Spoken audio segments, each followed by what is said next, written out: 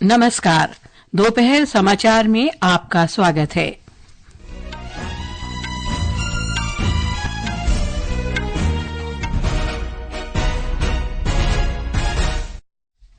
प्रधानमंत्री नरेंद्र मोदी ने video conference के माध्यम से महाराष्ट्र में 7,600 करोड़ रुपए से अधिक के विकास परियोजनाओं की आधारशिला रखी। राष्ट्रपति द्रौपदी मुर्मू ने नकली दवाओं और भ्रामक विज्ञापनों को बढ़ावा देने वालों पर सख्त कार्रवाई करने का आह्वान किया। भारतीय रिजर्व बैंक ने लगातार 10वीं बार रेपो दर को 6.5% पर बरकरार रखा। मोजाम्बिक में राष्ट्रपति चुनाव के लिए मतदान जारी। बैडमिंटन में लक्ष्य सेन BWF आर्किटिक ओपन 2024 के पुरुष सिंगल्स के प्री क्वार्टर फाइनल में पहुंचे। और दुबई में ICC महिला T20 क्रिकेट विश्व कप में आज शाम भारत का मुकाबला श्रीलंका से होगा।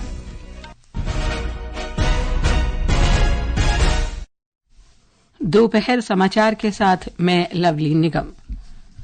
प्रधानमंत्री नरेंद्र मोदी ने आज वीडियो कॉन्फ्रेंस के जरिए महाराष्ट्र में 7,600 करोड़ रुपए से अधिक के विकास परियोजनाओं की आधारशिला रखी।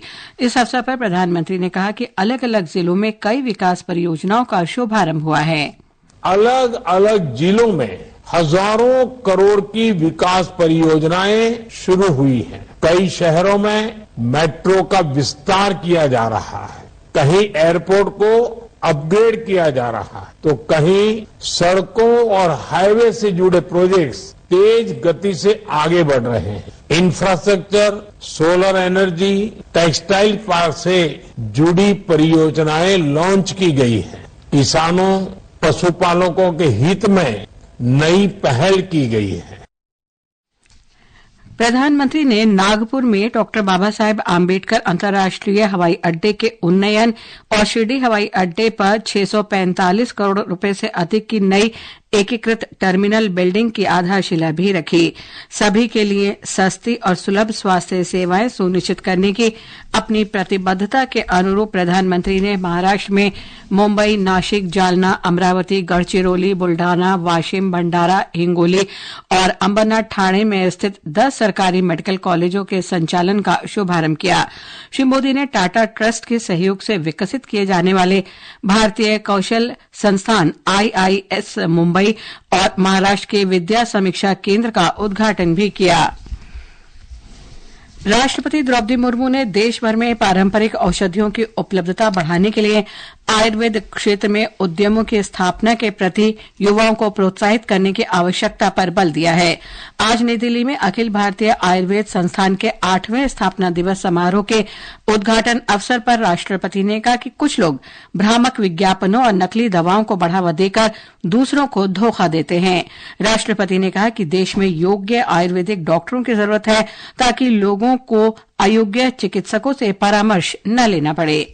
कुछ लोग भली भली जनता का नुकसान करते हैं, भ्रामक प्रचार और झूठे दावा करते हैं। ये लोग न केवल जनता के पैसे और स्वास्थ्य का नुकसान करते हैं बल्कि आयुर्वेद को भी बदनाम करते हैं। ऐसे लोगों के प्रति कठोर कदम उठाए जाने की आवश्यकता है।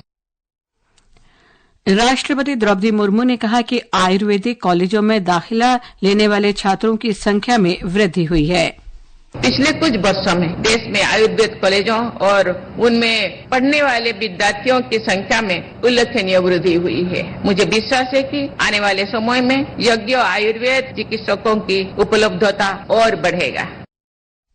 राष्ट्रपति ने नवाचार और उद्यमिता के लिए संस्थान के इंक्यूबेशन सेंटर की सराहना करते हुए कहा कि इसका उद्देश्य युवा उद्यमियों की क्षमता निर्माण करना है और इसने 50 स्टार्टअप स्थापित करने में मदद की है। राष्ट्रपति ने इस अवसर पर शाश्वत आयुष प्रदर्शनी और आयुष औषधि केंद्र का उद्घाटन किया। ये प्रदर्शनी प्रकृति, पर्यावरण और कचरा प्रबंधन पर केंद्रित है। कार्यक्रम में केंद्रीय आयुष मंत्री प्रताप राव जाधव और दिल्ली के उपराज्यपाल विनय कुमार सक्सेना भी मौजूद थे। ये समाचार हमारी वेबसाइट www.newsonair.gov.in और हमारे न्यूज ऑन एआईआर ऐप पर भी उपलब्ध हैं। भारतीय रिजर्व बैंक ने लगातार 10वीं बार ब्याज दरों में कोई बदलाव न करने का फैसला किया है। रेपो दर को 6.5% पर बरकरार रखा गया है। रिजर्व बैंक के गवर्नर शक्तिकांत दास ने कहा कि स्थायी जमा सुविधा दर 6.25% और सीमांत स्थायी सुविधा दर तथा बैंक दर 6.75% पर बनाए रखी गई है। The policy repo rate unchanged at 6.5%. Consequently, the standing deposit facility, that is the SDF rate, remains at 6.25%, and the marginal standing facility, that is the MSF rate and the bank rate, they stand at 6.75%. Reserve bank की मौद्रिक नीति समिति ने आर्थिक वृद्धि पर ध्यान केंद्रित करते हुए मुद्रास्फीति को निर्धारित लक्ष्य के भीतर बनाए रखने के लिए मौद्रिक नीति के समायोजन रुख को बदलकर तटस्थ करने का निर्णय लिया है। रिजर्व बैंक ने एक बयान में कहा कि वित्तीय वर्ष 2024-25 की पहली तिमाही में वास्तविक सकल घरेलू उत्पाद में 6.7% की वृद्धि दर्ज की गई, जो निजी खपत और निवेश से प्रेरित है। प्रधानमंत्री नरेंद्र मोदी ने कहा है कि हरियाणा में सत्य, विकास और सुशासन की जीत हुई है। हरियाणा में भाजपा के लिए ऐतिहासिक विधानसभा चुनाव नतीजों के बाद नई दिल्ली में भाजपा मुख्यालय में पार्टी कार्यकर्ताओं को संबोधित करते हुए श्री मोदी ने उन्हें बधाई दी। जम्मू कश्मीर पर उन्होंने कहा कि 1 दशक के इंतजार के बाद आखिरकार जम्मू कश्मीर में शांतिपूर्ण विधानसभा चुनाव हुए। उन्होंने इस बात पर जोर दिया कि जम्मू कश्मीर में चुनाव लड़ने वाली सभी पार्टियों से भाजपा वोट शेयर के मामले में सबसे बड़ी पार्टी बनकर उभरी है। जम्मू कश्मीर में उपराज्यपाल मनोज सिन्हा ने प्रदेश की जनता का आभार व्यक्त किया है और राज्य में शांतिपूर्ण और निष्पक्ष चुनाव सुनिश्चित कराने के लिए पुलिस और सुरक्षा बलों के प्रयासों की सराहना की है। एक सोशल मीडिया पोस्ट में श्री सिन्हा ने विधानसभा के नवनिर्वाचित सदस्यों और नेशनल कॉन्फ्रेंस गठबंधन को विधानसभा चुनाव में विजय प्राप्त करने पर बधाई दी है। श्री सिन्हा ने कहा कि जम्मू कश्मीर आज सुशासन, सामाजिक न्याय और सामाजिक सद्भाव के सिद्धांतों का पालन करते हुए नई ऊंचाइयों को छू रहा है।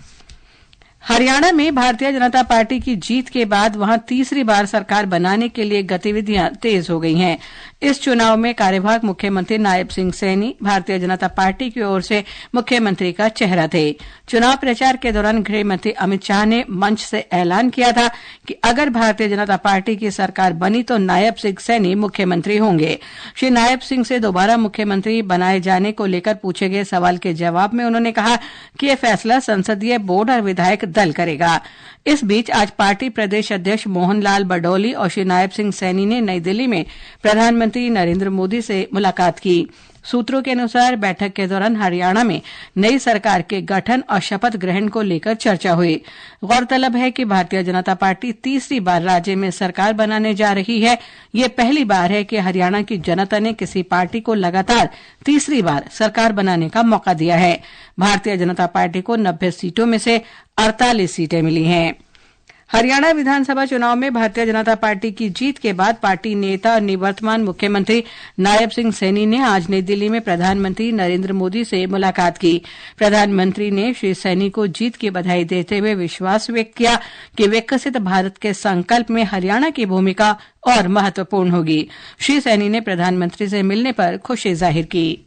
प्रधानमंत्री जी से शिष्टाचार मुलाकात हुई है, क्योंकि मैंने हरियाणा की जो प्रचंड जीत हुई है उसके बारे में आदरणीय प्रधानमंत्री जी को बताया है और मैंने कहा है प्रधानमंत्री जी को कि आपको हरियाणा के लोग बहुत प्यार और स्नेह करते हैं और उसका परिणाम है कि आज तीसरी बार भारतीय जनता पार्टी को इतनी बड़ी सीटें दे करके सरकार बनी।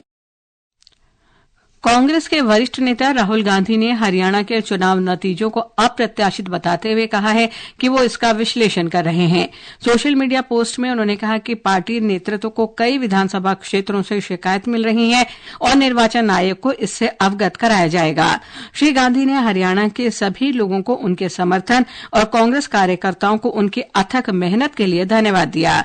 उन्होंने कहा कि वे अधिकारों, सामाजिक तथा आर्थिक न्याय और सच्चाई के लिए संघर्ष जारी रखेंगे।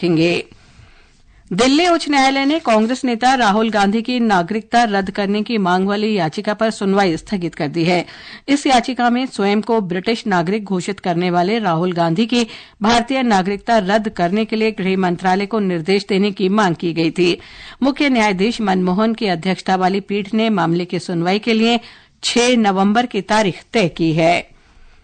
कश्मीर घाटी में दक्षिण कश्मीर के अनंतनाग जिले के कोकरनाग के कजवान वन क्षेत्र में आतंकवाद विरोधी अभियान के दौरान एक सैनिक के लापता होने की खबर है। सोशल मीडिया पर पोस्ट में सेना ने कहा कि खुफिया जानकारी के आधार पर कल कोकरनाग के कजवान वन क्षेत्र में सेना ने पुलिस और अन्य एजेंसियों के साथ मिलकर संयुक्त आतंकवाद विरोधी अभियान शुरू किया, जो रात भर जारी रहा। इस बीच बड़े पैमाने पर बचाव और तलाशी अभियान जारी है। विस्तृत जानकारी की प्रतीक्षा है। ये समाचार आकाशवाणी से प्रसारित किए जा रहे हैं। ताजा समाचार जानने के लिए आप हमारे social media handle x@AIR news Hindi को फॉलो कर सकते हैं। मोजाम्बिक में नए राष्ट्रपति, सांसदों और प्रांतीय गवर्नरों के लिए चुनाव के लिए मतदान जारी है। शाम को मतदान समाप्त होने के तुरंत बाद मतगणना शुरू होगी। अनुमान लगाया जा रहा है कि सत्ताधारी मोजाम्बिक लिबरेशन फ्रंट फिल्मो चुनाव में जीत दर्ज कर सकते हैं। राष्ट्रपति पद की दौड़ में 4 उम्मीदवार शामिल हैं, जिनमें फिल्मो के डेनियल चापो, मुख्य विपक्षी दल के मोजाम्बिकन नेशनल रेसिस्टेंस के ओसुफो मोमाडे, मोजाम्बिक डेमोक्रेटिक मूवमेंट के लुटेरो सिमांगो और स्वतंत्र उम्मीदवार विनासियो मोंडेलिन शामिल हैं। संयुक्त राष्ट्र जनसंख्या कोष UNFPA ने मातृ स्वास्थ्य और परिवार नियोजन को आगे बढ़ाने में भारत की असाधारण प्रगति की प्रशंसा की है। कोष की कार्यकारी निदेशक डॉ नतालिया कनम ने नई दिल्ली में एक कार्यक्रम में मातृ स्वास्थ्य और परिवार नियोजन में महिलाओं के स्वास्थ्य और आरोग्यता में भारत के साथ साझेदारी करने के लिए कोष की अटूट प्रतिबद्धता को रेखांकित किया। एक रिपोर्ट। डॉक्टर नतालिया कनम ने वर्ष 2000 से 2020 के बीच मातृ मृत्यु अनुपात 70% तक कम करने में भारत के शानदार प्रयासों की सराहना की। इससे देश 2030 से पहले मातृ मृत्यु अनुपात को 70% से नीचे लाने के सतत विकास लक्ष्य को प्राप्त करने की स्थिति में पहुंच गया है। इस उल्लेखनीय प्रगति ने देश भर में हजारों महिलाओं, विशेष रूप से मूलभूत सुविधाओं से वंचित समुदायों से संबंधित महिलाओं की जान बचाई है। डॉक्टर नतालिया कनम ने केंद्रीय स्वास्थ्य सचिव पुण्य सलीला श्रीवास्तव को पट्टिका और प्रमाण पत्र देकर सम्मानित किया। पल्लवी की रिपोर्ट के साथ समाचार कक्ष से वैष्णवी। श्रीलंका ने घोषणा की है कि वो जेनेवा में 57वें सत्र में संयुक्त राष्ट्र मानवाधिकार परिषद के मसौदा प्रस्ताव 51(1) का विरोध करना जारी रखेगा। कैबिनेट प्रवक्ता और मंत्री विजिता हेराथ ने कहा कि श्रीलंका बाहरी साक्ष्य संग्रह तंत्र की शक्तियों का विस्तार करने से संबंधित किसी भी प्रस्ताव पर सहमत नहीं हुआ है।